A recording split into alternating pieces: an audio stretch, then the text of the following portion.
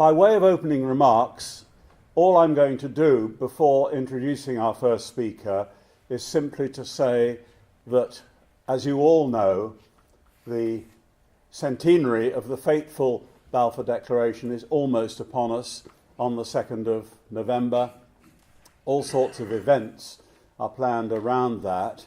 But what's very gratifying is that for the last 2 or 3 weeks, the national media seem to be picking up on Balfour and realising, even if they don't understand the ins and outs of it, that this is a very significant moment.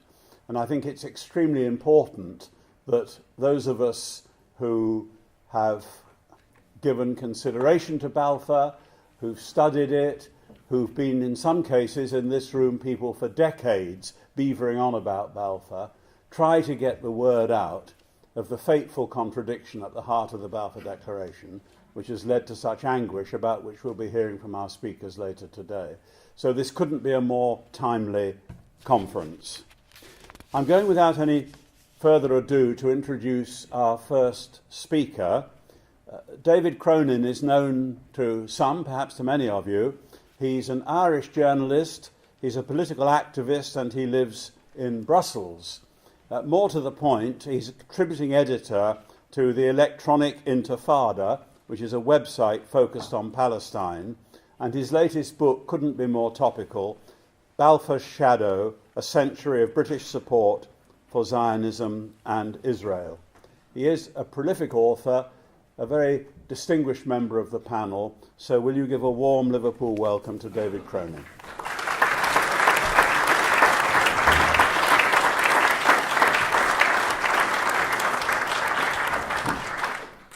Thank you very much. Good morning. Thank you very much to Liverpool Friends of Palestine for inviting us here and for organising this very timely event, as Nicholas has rightly described it. My friends, Arthur James Balfour was a Scottish aristocrat dedicated to the preservation of the British Empire.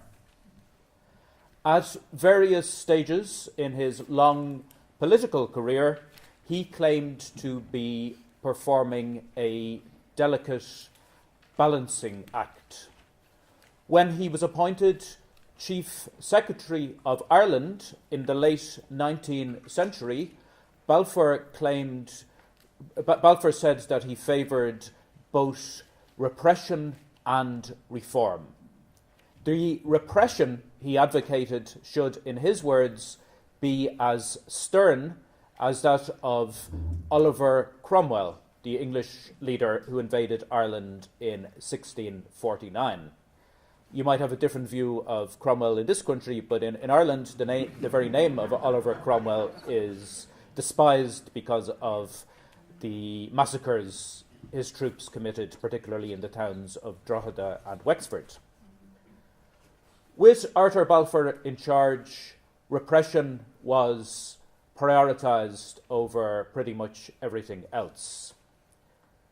He gained infamy by approving the use of heavy-handed policing tactics against political protesters, particularly those who supported a strike on the payment of rents. And after 3 protesters were killed in Mitchelstown, County Cork, he earned the name Bloody Balfour. Bloody Balfour criminalised dissent. Thousands were jailed under the Irish Crimes Act that he introduced. John Mandeville, a nationalist campaigner, was one of the first people to be imprisoned during Balfour's stint in Ireland. John Mandeville died soon after his release, and a coroner's inquest attributed his death to ill treatment suffered while in detention. Balfour tried to smear John Mandeville by claiming he had taken part in a drunken row before suddenly falling ill. According to some accounts, Mandeville did not actually drink alcohol. Like his earlier comments on Ireland, Balfour gave the impression that he wanted to perform a balancing act in Palestine when he served as Britain's Foreign Secretary during the First World War. A careful reading of the 1917 Balfour Declaration shows that the balance it tried to achieve was a false balance. The real significance of that pledge to the Zionist Federation was that Britain had offered to become the sponsor of a colonization project. There was no way of hiding the fact that the colonization project posed an enormous threat to Palestine's indigenous people. Yet Balfour and his colleagues tried to downplay that threat. Britain was committing itself to establishing a Jewish state, euphemistically called a Jewish national home, in a land which had a clear Arab majority. Incoming settlers were treated as belonging to a nation, yet no nationality was ascribed to the Arabs already living in Palestine. While the declaration promised to uphold the civil and religious rights of what it called non-Jewish communities in Palestine, there was no suggestion of granting them political rights. The Balfour Declaration laid the foundations for a system of racial discrimination that persists to this very day. That system was built by Britain. Between the two world wars, Britain ruled Palestine under a League of Nations mandate. And while there was much talk about the principle of self-determination for colonized peoples during that era, an exception was made in the case of Palestine. The exception was made for Palestine largely because Chaim Weizmann, a Manchester-based scientist and a leading figure in the Zionist movement, demanded that an exception be made. Chaim Weizmann had been responsible for much of the lobbying which led to the Balfour Declaration being issued, as well as the follow-up work aimed at making sure the declaration had practical effects. Because of Chaim Weizmann's efforts, the British mandate for Palestine included an explicit commitment to nurture Zionist colonization. In effect, the Balfour Declaration was copied and pasted into that mandate. Balfour himself argued a few years after his declaration that Palestine was a unique case. His reasoning showed that he was happy to trample on the rights of an indigenous people to advance a divisive and inherently racist ideology called Zionism. According to Balfour, Zionism was rooted in age-old traditions that were of far profounder import than the desires and prejudices of the 700,000 Arabs who now inhabit that ancient land. Chaim Weizmann promoted the Zionist project as beneficial to Britain and its empire, and the marriage of Zionism and imperialism led some British figures to draw intriguing parallels. Ronald Storrs, a British governor of Jerusalem, argued that the purpose of the Balfour Declaration was to form a little loyal Jewish Ulster in a sea of hostile Arabism. Zionists were therefore perceived as similar to the Scottish Presbyterians involved in the plantation of Ireland's northeastern counties a few centuries earlier. Britain's support for Zionism soon had a discernible impact. In 1920, Herbert Samuel became the first British High Commissioner for Palestine. Interestingly, Herbert Samuel had previously been Britain's Home Secretary, and he had overseen the internment of around 2,000 people suspected of involvement in Ireland's 1916 Rising. Herbert Samuel was himself a staunch Zionist, and his appointment drew consternation among many Palestinians. The Palestinians were right to be concerned. Herbert Samuel introduced measures to allow acquisition by the Zionist movement of land on which Palestinians had lived and farmed for generations. Entire villages were bought up in the Galilee region, and when the people in those villages refused to move, their complaints were overruled by Herbert Samuel's administration. Large-scale evictions of Palestinians were thereby given the green light by the British authorities. Understandably, the British and their Zionist allies encountered much resistance. The British response to resistance was almost always brutal.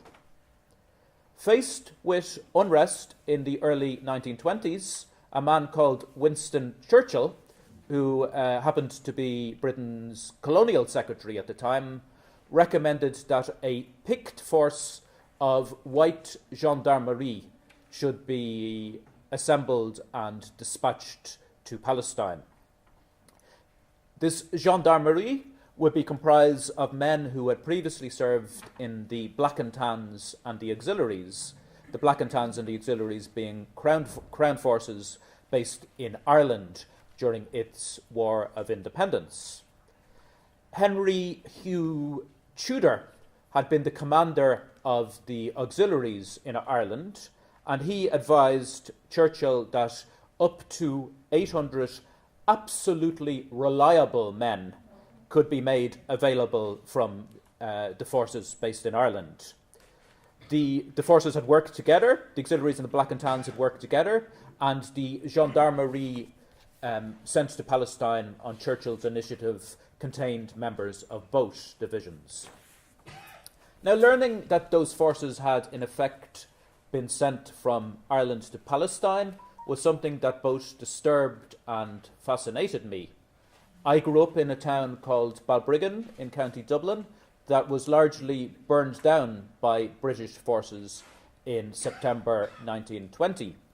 The sack of Balbriggan, as that episode became known, prompted a debate in Westminster about whether British forces lacked discipline. During that same month, September 1920, my great-granduncle was shot dead by the Black and Tans in another part of Ireland. My great-granduncle, his name was Patrick Hartnett. He was a postman in the Limerick area of Ireland, and he was doing nothing more. He'd no known involvement in the IRA, the Irish Republican Army, and he was doing nothing more sinister than walking along a country road and chatting to a local blacksmith when both men were ambushed and killed. And while I was researching my new book, Balfour's Shadow, I found a 1938 Colonial Office document urging that Black and Tan methods should be avoided in Palestine. That appeal came a little late, to put it very mildly. Britain had been using ruthless Black and Tan-like methods in Palestine for almost 2 decades at that point. A man called Douglas Duff served with the Black and Tans in the Galway area of Ireland before heading for Palestine as part of the gendarmerie established on Churchill's initiative. Douglas Duff was an overt racist who wrote about encountering what he called lesser breeds in the Middle East. Douglas Duff rose through the ranks of the British forces to become a police officer police inspector, for the Jerusalem area. Douglas Duff has been immortalised in the phrase "duffing up," a euphemism for torture, and his memoirs indicate that he may have been a pioneer of that odious practice we now call waterboarding. Now, the British authorities acknowledged in official reports that colonisation was leading to the mass eviction of Palestinians. Despite acknowledging that problem, the British exacerbated it. The British authorities continued facilitating the development and the expansion of Zionist colonies, even approving plans for providing those colonies with weapons.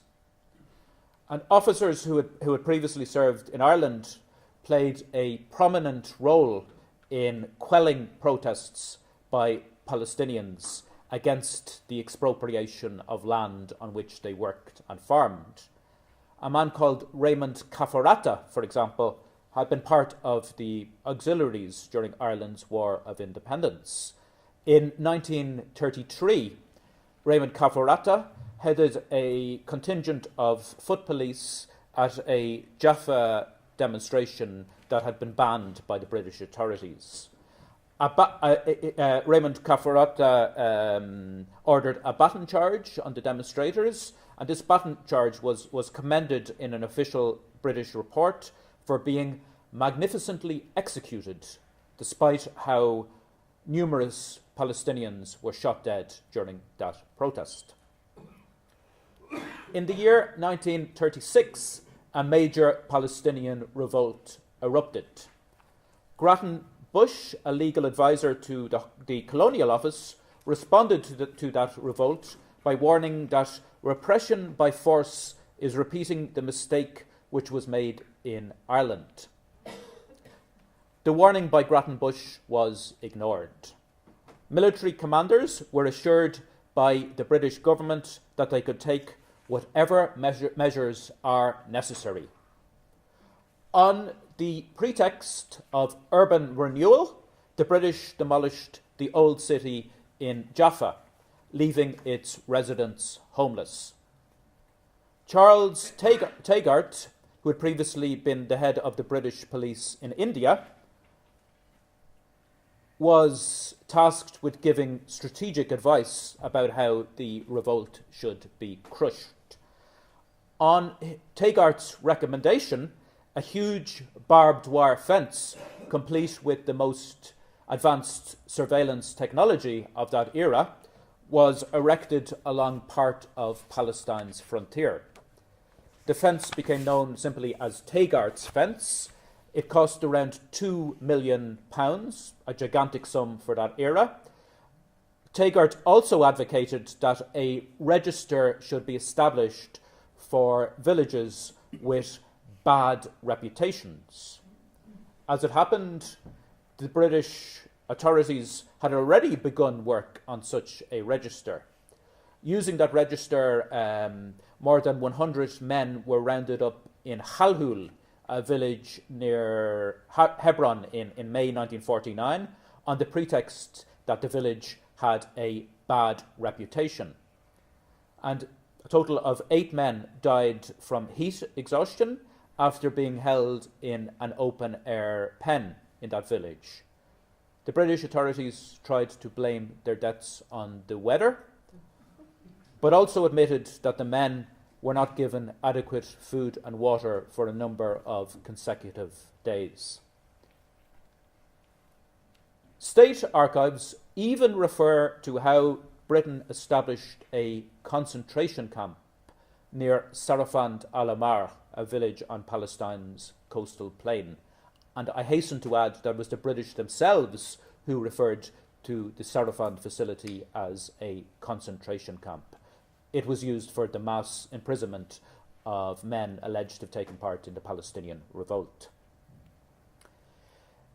In the latter stages of the revolt, Bernard Montgomery, a very famous military commander, instituted a shoot-to-kill policy.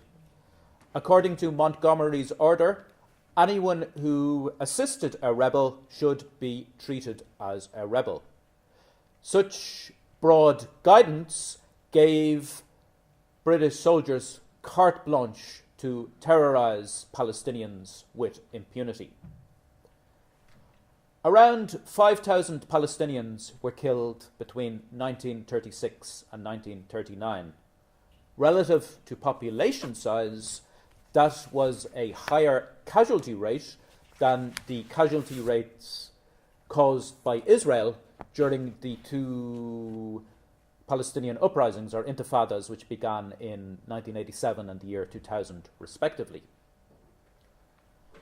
As part of their efforts to crush the 1930s revolt, Britain hired members of the Haganah, the largest Zionist militia at the time, and a forerunner of today's Israeli military. One British soldier, a man called Ord Wingate, brought Haganah commanders into the division that he led. The division was called the Special Night Squads because it operated mainly under cover of darkness. Ord Wingate approved acts of extreme cruelty. His troops gained a reputation for rounding up men who lived in villages near an oil pipeline connecting Palestine and Iraq, ordering that they strip and then whipping their naked torsos. The Israeli military, interestingly, has credited Ord Wingate with influencing its modern combat doctrine. Wingate has also been revered by some of Israel's worst criminals. The late Ariel Sharon said that Ord Wingate was his boyhood hero. The result of Britain's collaboration with the Haganah was that many of the Zionist forces responsible for driving around 750 Palestinians from their homes during the following decade had received British training. Britain had therefore laid the groundwork for the Nakba, the 1948 ethnic cleansing of Palestine. Nakba means catastrophe in Arabic, and this particular catastrophe was entirely man-made. During the 1940s, Britain came to the conclusion that its mandate for Palestine could not be sustained. Although the British were to relinquish the mandate in May 1948, they were still in charge when the Nakba began. This means that Britain was under a legal and moral obligation to protect Palestinians from harm. That obligation was reneged on. For the most part, Britain took a hands-off approach as Zionist forces attacked and in some cases massacred Palestinians. Hugh Stockwell was a British military general stationed in the Haifa area of Palestine, and his papers, which are available in King's College London, showed that he knew in advance that Zionist forces planned what he called a major offensive in that area. Stockwell ordered his troops not to intervene, but rather to let Zionist and Arab forces to, in his words, fight it out. That order overlooked how the Zionist troops were numerically stronger and equipped with much more lethal weaponry than the Arab forces. After refusing to help Palestinians, Stockwell instructed them to leave Haifa. Such instructions arguably made Britain a direct accomplice in the ethnic cleansing of Palestine. Now, it is true that relations between Britain and the Zionist movement have sometimes been tense. Two armed Zionist groups, the Irgun and the Lehi, came to regard Britain as a bitter enemy, even waging a campaign of guerrilla warfare against the British in the 1940s. And despite how he was a strong supporter of Zionism, the aforementioned Winston Churchill came to lament how the ideology of Zionism had, in his words, created gangsters. Britain's response to Zionist violence was nonetheless much more restrained than the way it dealt with the Palestinian revolt of the 1930s. Alan Cunningham, the last British High Commissioner for Palestine, insisted that Britain had to honour its commitments under the League of Nations mandate. This meant that the British rulers of Palestine remained sympathetic to Zionism, even when they came under attack by Zionist armed groups. Alan Cunningham displayed indifference to Palestinian suffering. At one point, he wrote a memorandum about British tactics during the 1930s Palestinian revolt, and Alan Cunningham sought to justify the destruction of Palestinian homes on the grounds that they were of relatively little pecuniary value. Sadly, I have one thing in common with Alan Cunningham. Like me, Alan Cunningham was born in Dublin. Now, not only did Britain help establish Israel, it has acted as an enabler of Israeli aggression for most of that state's history. In 1956, Britain and France persuaded Israel to attack Egypt. They did so because the Egyptian leader, Gamal Abdel Nasser, refused to behave as a puppet to his country's former masters. Israel committed massacres in the Khan Yunis and Rafah areas of Gaza during that attack. Those massacres have been documented by the United Nations, yet for some reason they are not even mentioned in a number of books about the 1956 offensive. They have, in effect, been airbrushed out of history by many historians. In June 1967, Israel went to war against its neighbours once again.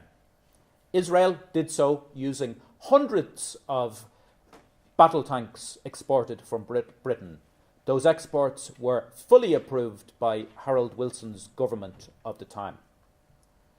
The military occupation of the West Bank, including East Jerusalem, Gaza, and the Golan Heights, which began that summer 50 years ago, persists to this day.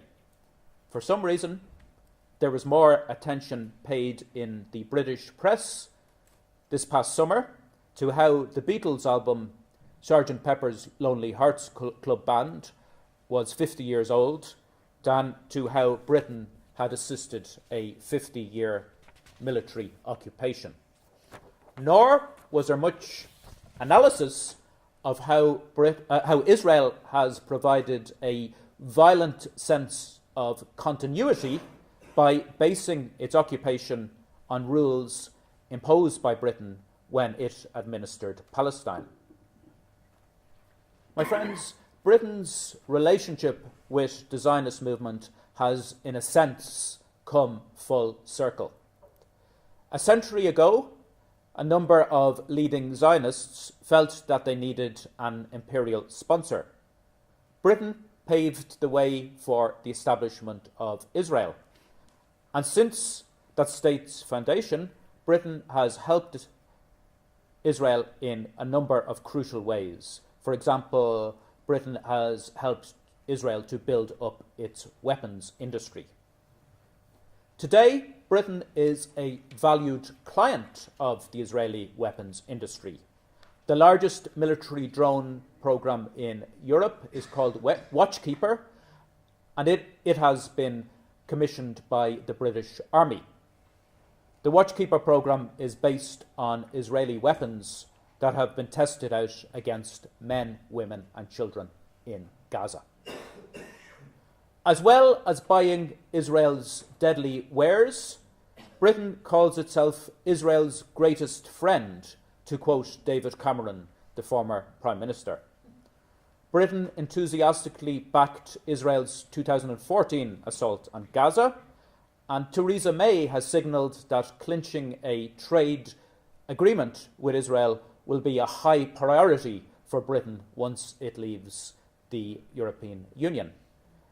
As you may have detected, relations between Theresa May and some of the other European leaders are a tiny bit strained at the moment, so it appears that Theresa May is looking for friends in other parts of the world, and it appears that she regards Benjamin Netanyahu as a dependable ally. That might explain, though in no way excuse, why Theresa May has promised to mark the centenary of the Balfour Declaration with pride. How should decent people around the world tackle the legacy of the Balfour Declaration? One thing we can do is to fight Israeli apartheid with a tactic that Arthur Balfour himself tried to outlaw, the tactic of boycott.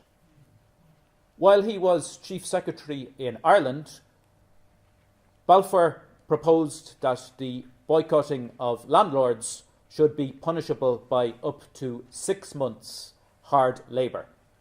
And interestingly, the origin of the word boycott has been traced to Ireland in that period. The term was named after Charles Boycott, a land agent in County Mayo, who found that his employees would not cooperate with him after he served a series of eviction notices. My friends, boycotts can be a powerful way of demanding justice for an oppressed people. So it is only fitting that Palestinians, a people whom Arthur Balfour regarded as expendable, are harnessing the power of boycotts in their struggle for justice and equality. The least we can do, my friends, is to support that struggle. Let us all boycott and isolate Israel. Let us all tackle Balfour's legacy by using a tactic that Balfour tried to ban. Thank you very much.